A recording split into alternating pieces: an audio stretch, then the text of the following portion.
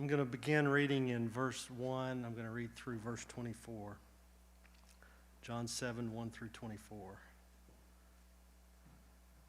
After this, Jesus went about in Galilee.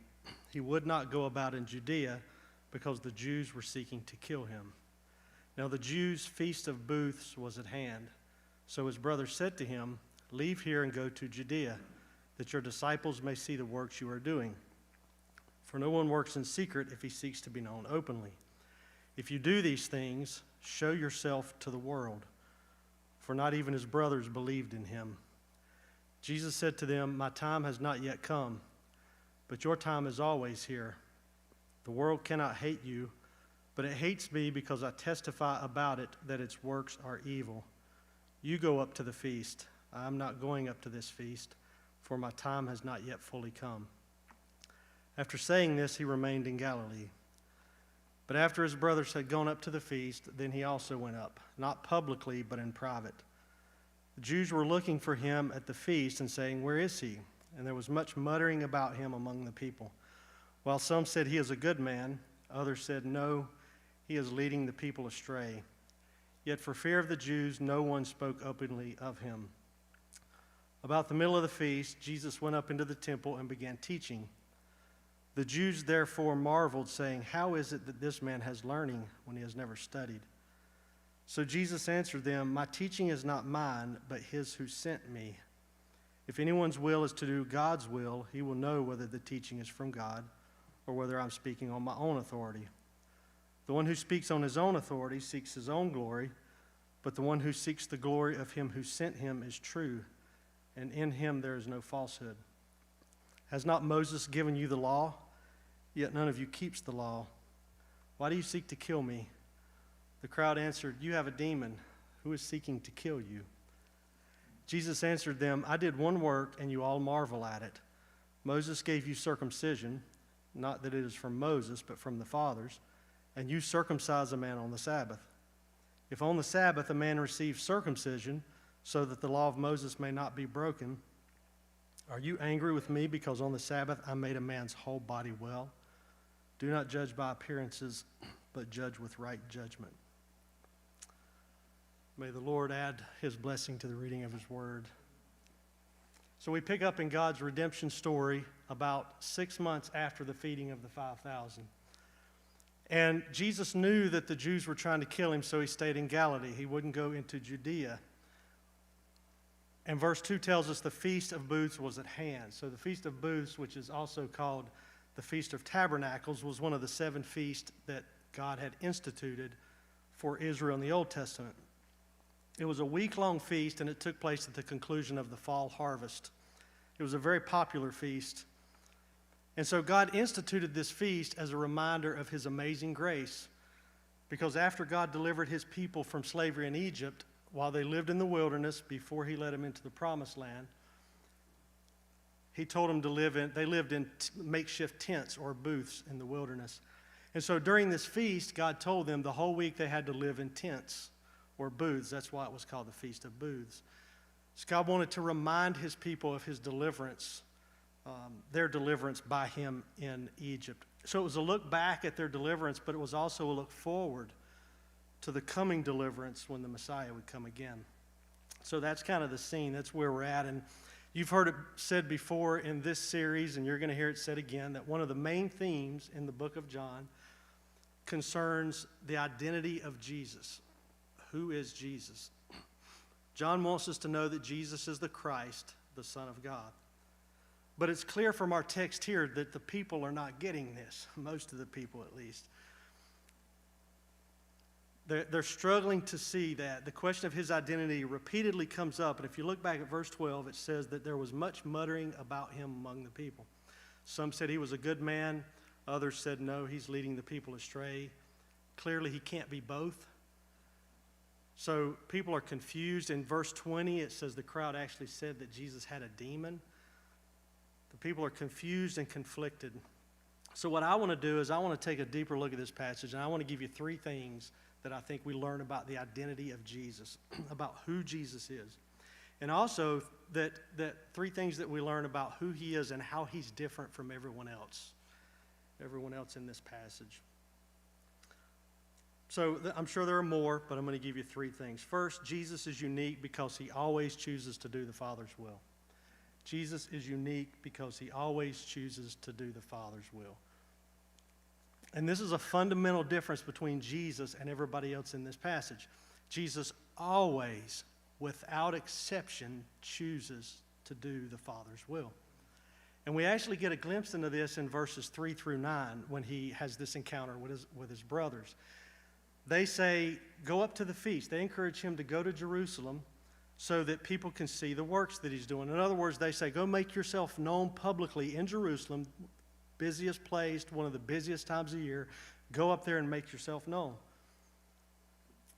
And Jesus says, they want him to go public, but John tells us in verse 5, the reason they wanted him to go public was because they did not believe in him. So it's almost like they're trying to set him up. And they tell him in verse 4, show yourself to the world. John's gospel is full of irony, and I think that this is one of the places we see that. This is ironic because the brothers say, show yourself to the world. But Jesus has already told us in chapter 1, verse 9, that the true light was coming into the world, and the world did not receive him. And Jesus says in verse 7 here in our passage, the world cannot hate you, but it hates me because I testify that its works are evil.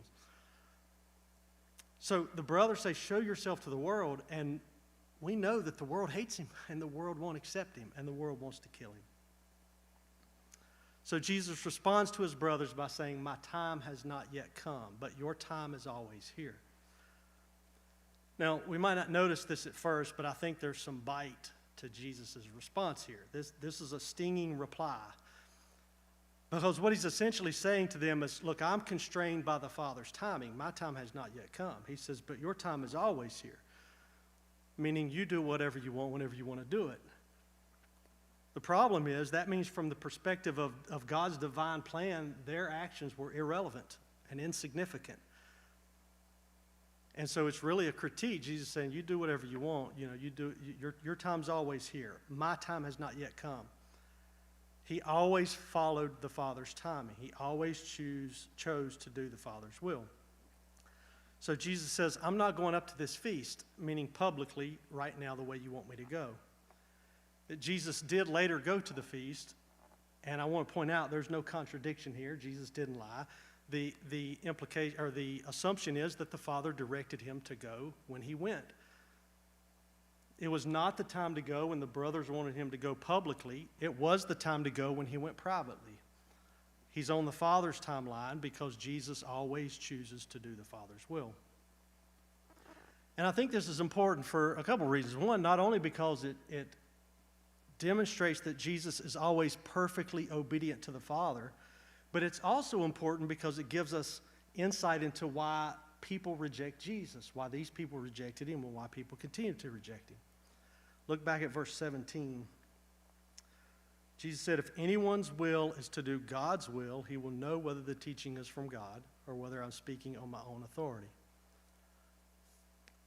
So the primary reason the people did not believe Jesus is because they didn't choose to do God's will. And this is really interesting. That means that their primary problem was not a lack of knowledge. It was a lack of commitment to God's will. So what Jesus is saying is his teaching is self-authenticating, meaning that his teaching proves itself to be true. And if they were truly committed to God's will, then they would see that he perfectly embodies God's will. They would have discovered the truth if they desired to do the Father's will. The fact that they reject him means they don't choose to do the Father's will. And this is why the people could not properly assess Jesus. Again, remember, this is a question of identity. They're trying to figure out who he is. They couldn't figure him out because to do so requires a faith commitment. It requires a commitment to God's will up front and a commitment to his glory, which they didn't have. They were committed to their own will, and they were committed to their own glory. So Jesus always sought the Father's will. He sought the Father's glory. The people sought their own glory and their own will, and that was their problem.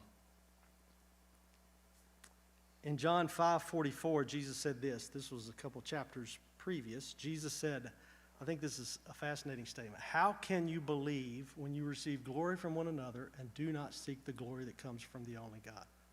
How can you believe?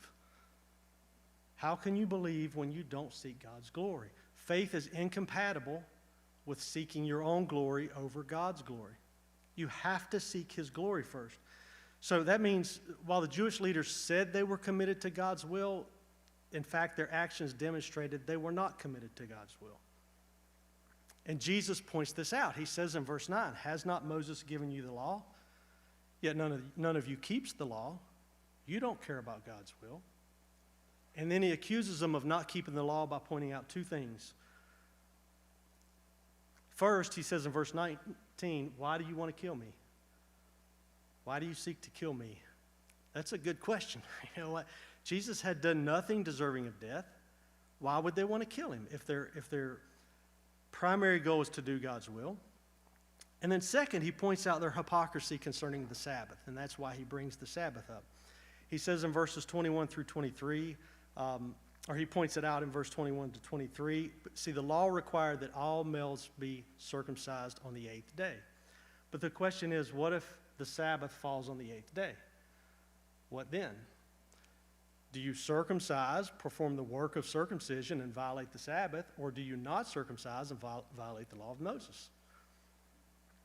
And so the Jews performed the circumcision on the Sabbath.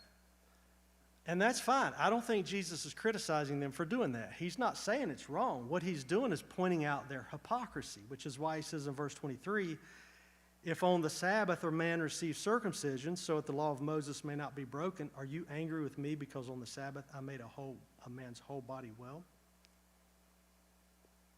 They're hypocrites concerning the Sabbath. So what he's referring to is back in John chapter 5, where he healed a man on the Sabbath. He healed an invalid, a man who had been an invalid for 38 years. Jesus says, I did one work and you all marvel at it. I mean, think about this. Jesus healed a man who had been crippled for 38 years. And go back and read the passage. They marveled at it, not because he healed him, but because he healed him on the Sabbath. They were shocked that he would actually do such a thing on the Sabbath, and they wanted to kill him. See, in their minds, it was better for the man to stay crippled than to get up and carry his bed. It's like they're saying, Jesus, you're welcome to heal people, just do it on any other day of the week. Don't do it on that day. They didn't care about mercy. They didn't care about the real purpose of the Sabbath. They didn't care about God's will. They were not committed to any of that. If they had, they would have recognized that Jesus came from God and his teaching was from God, and they would have embraced what he did. They were blind to the truth because, unlike Jesus, they did not desire to do God's will. So think about how this might apply to us today. That means when you come to the Scriptures, in order for you to understand Jesus and his teaching, and any of the Scriptures for that matter, you must first have a heart that seeks to do God's will. That's the prerequisite. It's not a seminary degree. It's not an understanding of the original languages. It's not an understanding of the culture in which it was written. And don't get me wrong, all those things are really good. We should learn those things. But that's not the first thing. The first thing you have to have is a desire to do God's will. Without a desire to please him, you will not find your way to the truth, and you won't find your way to Christ, and that's why they couldn't find their way to him. So it's important that we come to the Scriptures with the right motivation. And that's what set Jesus apart. He always did the will of the Father. So that's the first point. Second point, Jesus is unique because he came with the Father's authority. Jesus is unique because he came with the Father's authority. Verse 15 says, the Jews therefore marveled, saying, how is it this man has learning when he has never studied? See, Jesus never studied under another rabbi. He had no formal training. They say he's never studied. What they mean is he hasn't had any formal training, no resume to speak of. And so really this is a question of authority.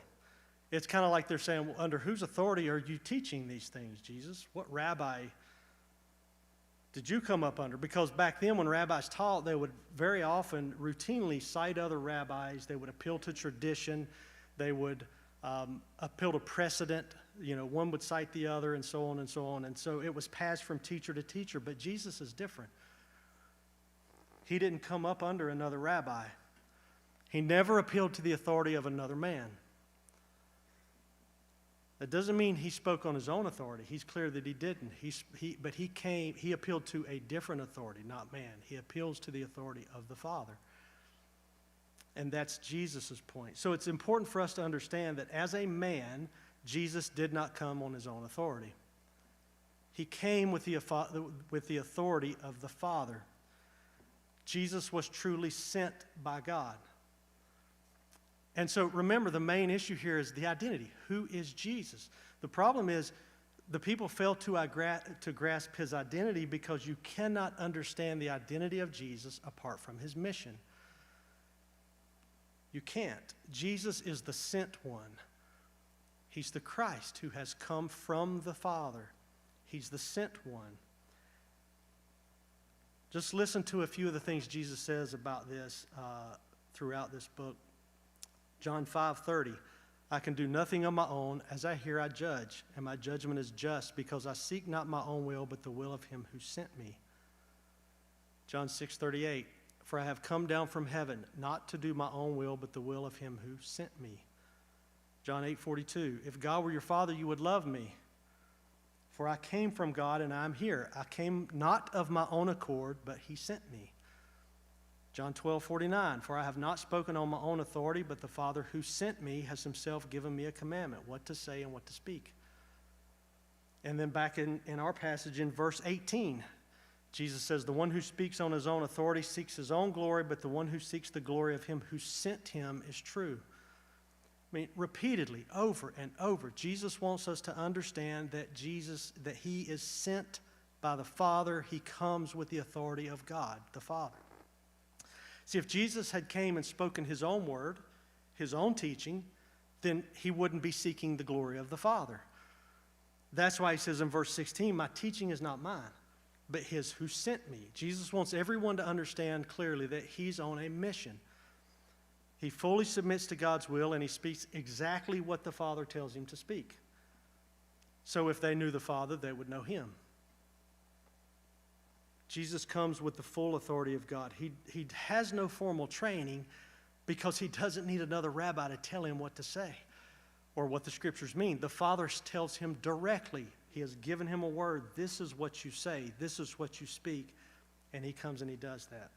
So to understand who Jesus is, you have to understand his mission.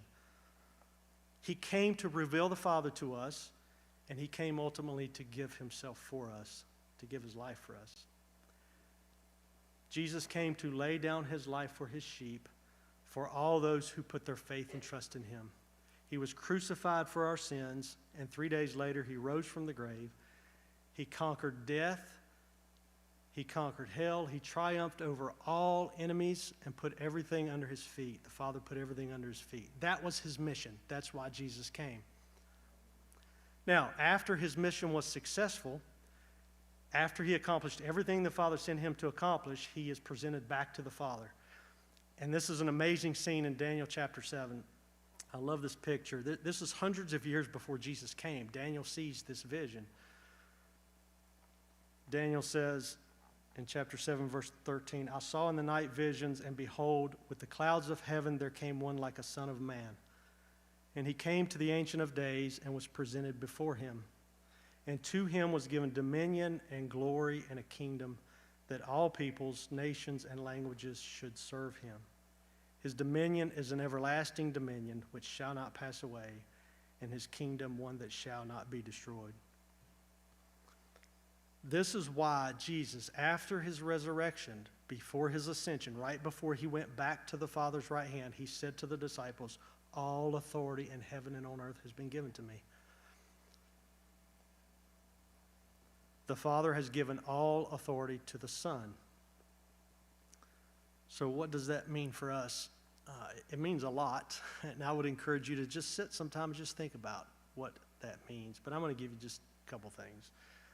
Why does this matter? One, it means that Jesus is always and forever in full control of everything in your life. He's in control of your health. He's in control of your finances. He's in control of your job. He's in control of your relationships, your prodigal children, your marriage, your earthly enemies, your spiritual enemies. He's in control of your death, and he's in control of your everlasting life. He's in control of everything. So you don't have to fear anything that this world can throw against you, because nothing and no one has more authority than he does. He came the first time under the Father's authority. He completed the mission, and he has been given now all authority in heaven and on earth. So how might your life look different if you rested in this truth? Would you have more joy even when things really seem to be going wrong? Would you move into difficult situations and relationships with other people when you kind of want to retreat?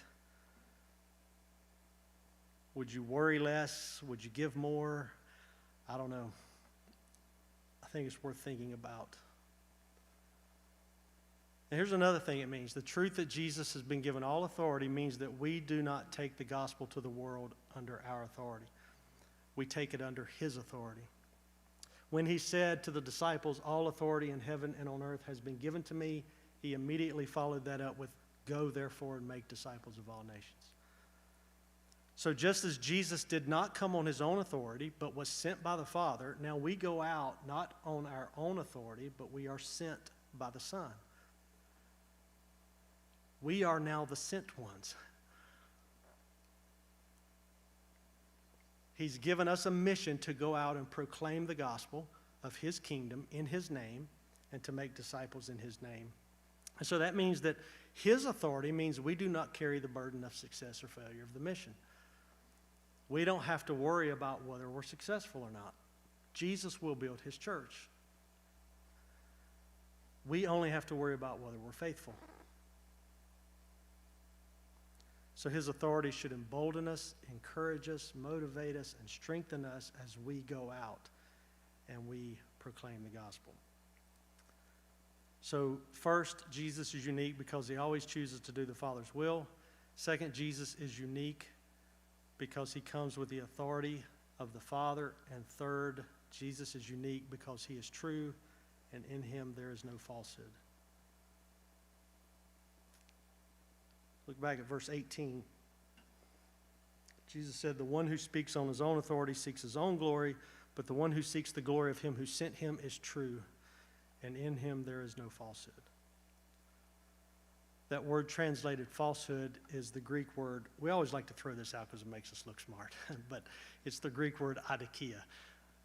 I would never know what that meant if I didn't look it up, so it means unrighteousness. It's normally translated unrighteousness, but I think falsehood actually is a good translation here, as the ESV has it. And the reason is because in this context, Jesus is contrasting himself with the religious leaders. They claim to love God and his law, but what they really love is themselves. They don't seek God's glory, they seek their own glory. They're false. They're false teachers. Their motives are not what they seem. But Jesus is different. He always seeks the Father's glory. He has no ulterior motives, no hidden agendas. There's no deception in Jesus whatsoever. And think about how important this is when it comes to spiritual leaders. I mean, this is a spiritual leader. That's a really important thing. Verse 12, we see why. People are saying, gee, this guy's leading people astray. That's a strong accusation. If he's leading people astray, he's deceiving them. So if someone claims to know God or to speak on behalf of God or to lead you to God, they better be trustworthy. The religious leaders in Jesus' day were not trustworthy.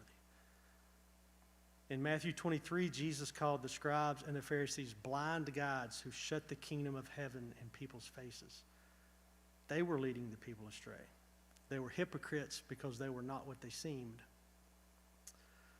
Jesus said they were whitewashed tombs which appear beautiful on the outside, but inside are full of dead people's bones. They're full of falsehood. And also think about this. Think about how important this is when you consider what Jesus demands of his followers. He demands you be fully devoted to him. He demands you to love him more than anything and everything in this world, including yourself. Jesus demands you submit yourself to his will and obey his every command. Jesus demands that you be willing to suffer for him. He demands you forsake all that you have and you follow him all the way to the cross. Imagine hearing that for the first time. I mean, a natural question would be, who does this guy think he is? That's why the question of Jesus' identity is so important. He offers so much and he demands so much. I mean, who is this guy? And think about how scary it would be to give that kind of devotion to a person if there's any deception in him at all. Even the least little bit. It's absolutely terrifying if he's not who he says he is.